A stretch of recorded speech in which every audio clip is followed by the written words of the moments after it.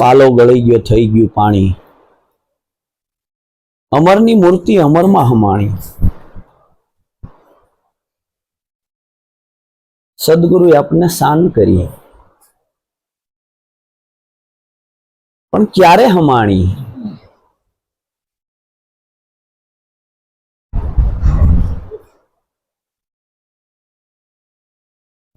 પાલો ક્યારે હમાણો પાણીમાં? બરફ મટી ગયો એટલે થઈ ગયું. જ્યારે આપણે ત્યાં બાળક નો જન્મ થાય, બે સંધિ થાય એટલે બાળકનો જન્મ થાય.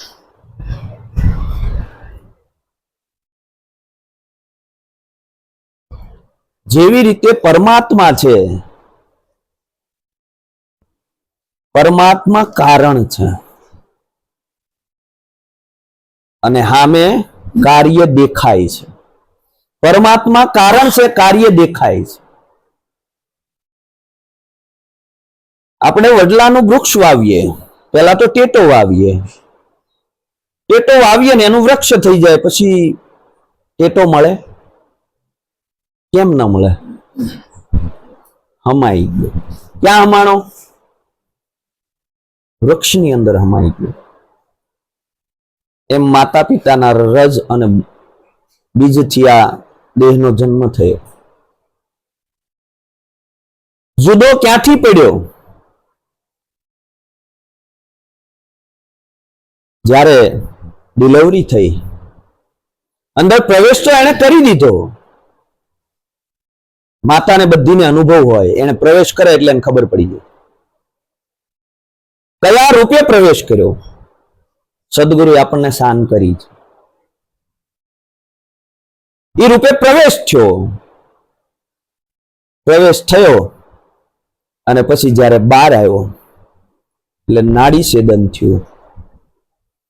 નાડી છેદન થયું અને માંથી દીકરાનો અંતરો પડ્યો, અંદર પ્રવેશ થયો.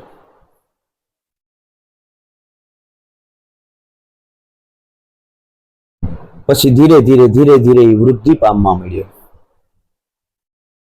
વૃદ્ધિ શાના આધારે પામવા મળ્યો? આ અંતરો પડ્યો તો એટલે. નકર વૃદ્ધિ પામે નહીં, બાળક નેન્યન મરી જાય. અંદર હાજરી આવી એની. હવે હાજરી આવી એટલે પરમાત્મા જુદો પડ્યો. સદગુરુએ આપણને મટવાનો માર્ગ શા માટે બતાવ્યો એ વાત કરું છું. અંદર હાજરી આવી. હાજરી આવી એટલે જુદો પડ્યો. જેમ ઘડાની અંદર પાણી આવ્યું એટલે નદીની અંદરથી પાણી જુદું પડ્યું. ઘડાને ફોડી નાખ્યો એટલે પાણીમાં પાણી ભળી ગયું. ઠીકરા ક્યાં ગયા?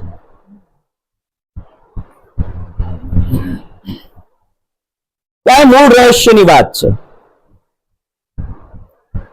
ઠીકરા ક્યાં ગયા? ન્યા સંતો એમ કીધું પાલો ગળી ગયો ને થઈ ગયું પાણી, ગયા ઠીકરા. એમ આની અંદર આનો પ્રવેશ થઈ ગયો. સદગુરુ શાન કરી દીધી, તું આ છો. તારો એક છેડો તારા નાભીના છેડે છે અને એક બ્રહ્માંડની છેડે છે. આ બેયની વચ્ચે તારું જે અંતરો પડે છે એ તારું સ્વરૂપ છે. પણ એ બેયને એકરૂપ કરવા કઈ રીતે? સદગુરુ આનો માર્ગ આપણને બતાવે. કઈ રીતે એકરૂપ કરવા? સંતોએ કીધું અવલ કવલની સાધના. કોઈ પ્રેમી જન પાવે, અંધારું જાય અને અંતરનું નૂર નજરે આવે. નૂર પડ્યું હતું, અંધારું વહી ગયું એટલે નૂર. એટલે સંતોએ કીધું તું ખાલી થા. કેવી રીતે ખાલી થવાનું છે? દેહ છતાં જેની વૃત્તિ હોય દેહાતીત, એવા જ્ઞાનીઓને વંદન હો અગણિત. સરસ વાત કરી લાભભાઈએ. કૂતરામાં એ જ છે, ગધેડામાં એ જ છે, પણ આપણી દ્રષ્ટિમાં નથી આવતો. એનું કારણ શું છે? કૂતરામાં એ જ છે તો આપણે એને આપણી થાળીમાં જમાડીએ. કેમ નથી જમાડતા? અનુભવી પુરુષો જમાડ્યા, ત્યારે એકરૂપતા થઈ. કોની એકરૂપતા થઈ? જે જુદો પડ્યો તો સદગુરુએ જે માર્ગ બતાવ્યો, બરોબર, કે આના દ્વારા તું ધીરે ધીરે ખાલી થતો જા અને ધીરે ધીરે તું ઉપર પડતો જા, ઉધ્વગામી થાય. કેવો થાય? આપણે શરીરની અંદર કોઈ પણ બીમારી હોય ને તો છે ને, જાગ્રત મહાપુરુષો શું કહે ખબર? ઊંડા શ્વાસ લે. શું કરવા કે? ઊંડા શ્વાસ લે ને એટલે બધે રોમે રોમે પોગે, એટલે તમારી થોડી ઘણી દર્દ હોય ને નીકળી જાય. સંતોને જ્યારે આ દશા પામી, આ દશા આવી એટલે પછી કે સંતોએ ધીરે ધીરે ધીરે ધીરે બ્રહ્મરુદ્રમાં આવ્યા. એટલે દેવાયત પંડિતે આગમ ભાખ્યા એમ નામ નહોતા ભાખ્યા. આ તો જાહેરમાં ન કહેવાય, પણ આજે પ્રશ્ન આવ્યો છે. એકરૂપતા થઈ. કેવી? કૂતરાની અરે ખાઈએ આપણે, પણ એકરૂપતા થાય ત્યારે. અનુભવી દીકરાનો જન્મ થાય, પણ ક્યારે થાય? પૂર્ણ અભ્યાસ હોય ત્યારે. અભ્યાસ વગર થતું નથી. પણ સંતોએ એને સહજમાં લાવ્યા. જો બહુ ગુઢ રહસ્ય છે. સહજમાં શું કરવા લાવ્યા? નહીં કરી શકે આ એકરૂપતા, એટલે ધીરે ધીરે સહજમાં લાવ્યા. તું ખાલી થા. પેલા તું મનથી ખાલી થા, તારા વિચારથી ખાલી થા. તમારી અંદર કોઈ વિચાર ન હાલતો હોય ત્યારે તમારો શ્વાસ કેવો હોય?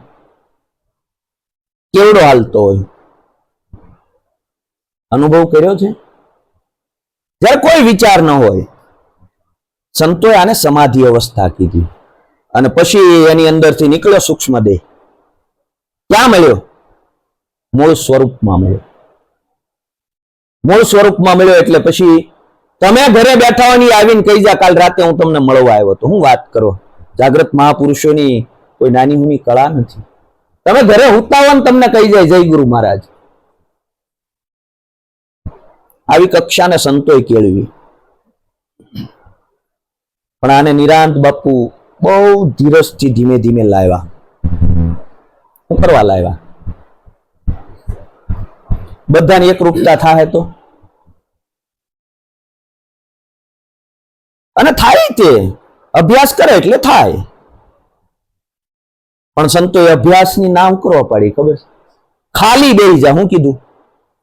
તારે મૂળ ખાલી થવાનું છે. ઓલું પછી ઓલું પકડાઈ જાહે.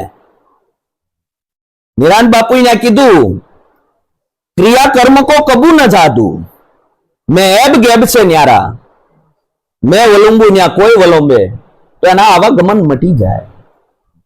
એનું આવાગમન મટે ક્યારે? આ ઠીકરું મટી ગયું. પૂછ્યું? ઠીકરું મટી ગયું ત્યારે પાણીમાં મળ્યું. આપણે વાતથી કહીએ છીએ શા માટે? કે આપણી સુરતા એમાં લાગી રહે.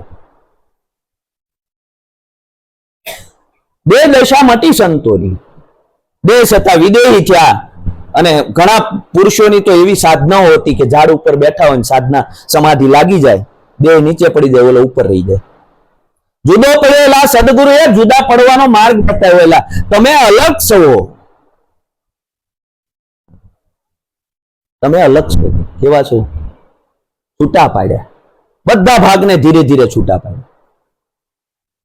ધીરે ધીરે ધીરે ધીરે અભ્યાસ કરતા કરતા કરતા કરતા આ વસ્તુ એના અનુભવમાં આવી. પછી જો હા ઈ અવસ્થાના પાયમાં જાગ્રત મહાપુરુષ. પછી તો એને કૂતરામાં ગધેડામાં ફેર ન દેખાણો. હવે કરવું શું? એવી સ્થિતિ થઈ. એ સ્થિતિ થાય એટલે પછી શું થાય? પછી ક્યાં મળ્યો? મૂળ સ્વરૂપ. મૂળ સ્વરૂપમાં મળ્યો ને એટલે પછી ઈ જેમ આદેશ કરે ને એમ ઈ હાલે. કેમ હાલે? એમ તમે ન કહી દો કે ભાઈ હવે તમને ભૂખ લાગી છે તમે ખાઈ લ્યો. તમે ના કહી શકો. એને ઉપરથી આદેશ થાય કે મારે ખાવું છે, ખાઈ લીધું. એને પોતાના ઝાડા અને પેશાબની ખબર ના હોય. એને ઉપરથી ઓલો એમ કે ગવજી આય, એકરૂપતા થઈ. શું થઈ? આ વાદળી છે, આ વાદળી ચોમાસું છે, વાદળી ઉપડી છે, અહીંથી ઉપડી છે ને અહીંયા નથી વરસતી, દૂર દૂર દૂર દૂર વહી જાય ને એવી જગ્યા આવે ત્યાં જઈને વરસી જાય. એટલે ઉપડી અહીંથી તો ત્યાં કેમ વરસી?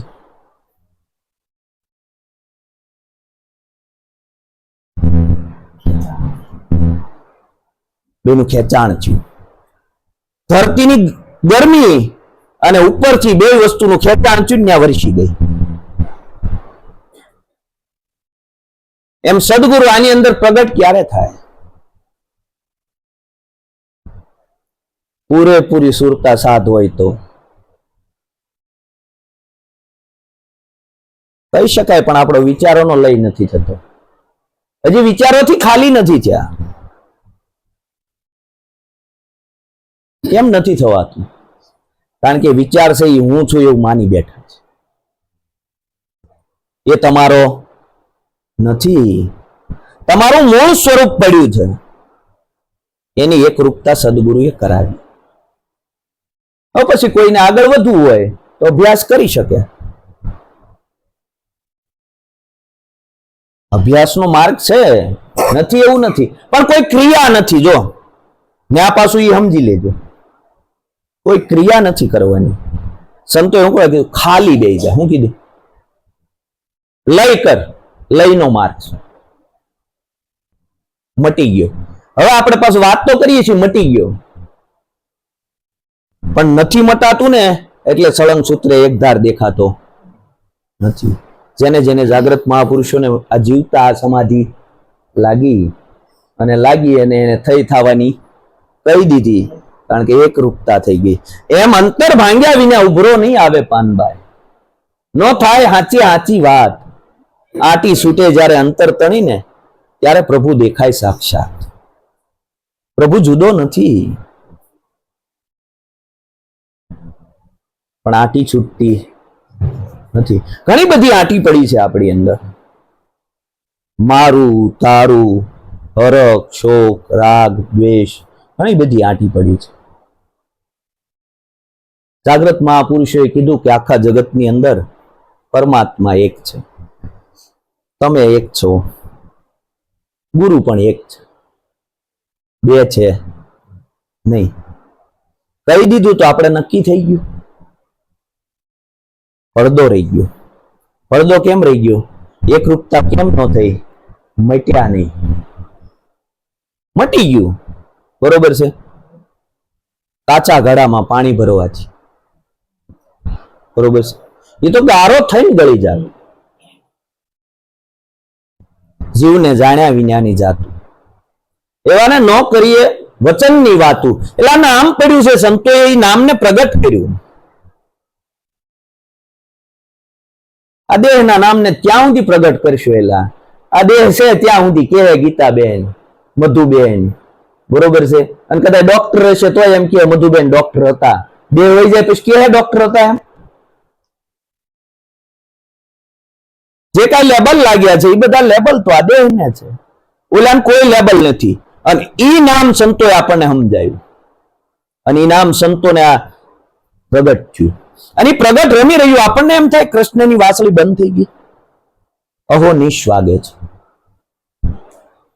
તે દિવસે મહાભારતનું યુદ્ધ થયું અને એ સમયમાં કૃષ્ણ અવતારની અંદર વાસળી કૃષ્ણ વગાડતો હતો, તો આજે બંધ થઈ ગયો છે. વાદળી અખંડ વાગે છે. જેને જેવો અનુભવ છે એવો સંતોએ લખ્યું. કોઈને નગારા સંભળાણા, કોઈને રામસાગર સંભળાણું. જેને જેવો અનુભવ છે એવું એને સંભળાણું. બરોબર છે? કેવી રીતે સંભળાણું? કારણ કે ધીરે ધીરે ધીરે ધીરે ધીરે ધીરે પોતે એટલા ઊંડાણમાં ગયા, પોતે શાંત થયા. શું થયા? કોઈ સાધનાથી થઈ જતું હોય તો આ લોકો ઋષિ મુનિઓએ હજારો વર્ષ સાધનાઓ કરી છે. એક પગે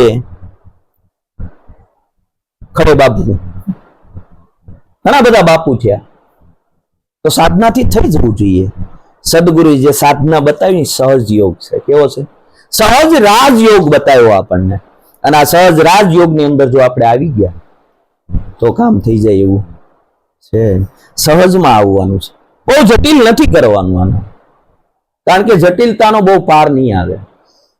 કોઈ પ્રશ્ન પૂછી લેશે ને ત્યારે તકલીફ થાય. જટિલતા ન હોવી જોઈએ જીવનમાં. એકદમ નિખાલસતા. મને નથી ખબર ભાઈ, એકદમ નિર્મળતા. તમે મને આયા બેહારો તોય ભજન કરવા તૈયાર છું, નાય બેહારો તોય કરવા તૈયાર છું, અને સામે બહાર બેહારો ને તોય કરવા તૈયાર છું. આટલી નિર્મળતા રાખવાની છે. એટલે પરમાત્મા પ્રગટ થશે, થશે, થશે. આવું સદગુરુનું જ્ઞાન છે. અને જેને જેને સમજાણું છે એને ધન્યવાદ છે. સદગુરુ